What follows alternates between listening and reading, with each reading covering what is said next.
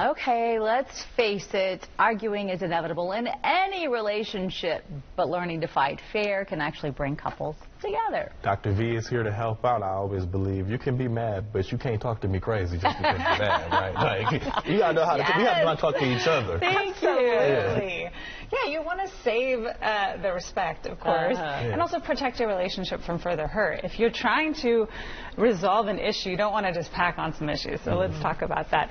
First thing is you need to get in the right headspace. So if you need to take a time out before having these conversations, even if it's just internally to take a few breaths, like just breathe in and let it out, right?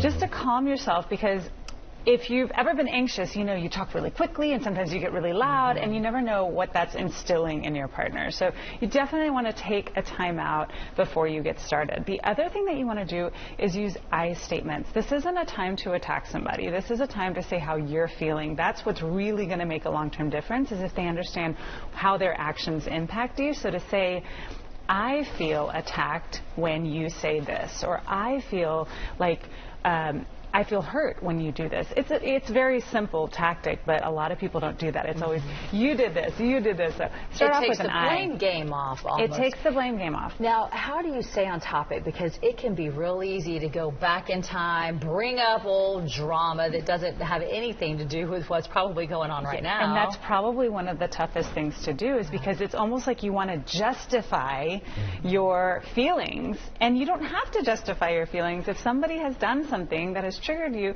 give them that information. So you want to stay on topic, you want to stick to that issue, and sometimes people will come into it with a card that has like 3 points. Now that sounds silly, but if you're really trying to preserve your relationship, you'll do whatever it takes to not escalate things. And then lastly, this is a good one, I think. You want to agree on a signal. Sometimes people use words that shows, hey, we need to end this. We need to stop talking. I need to take a break from this, or we need to revisit this at another time. What I encourage people to do, and so do lots of other experts, is to hold your partner's hand.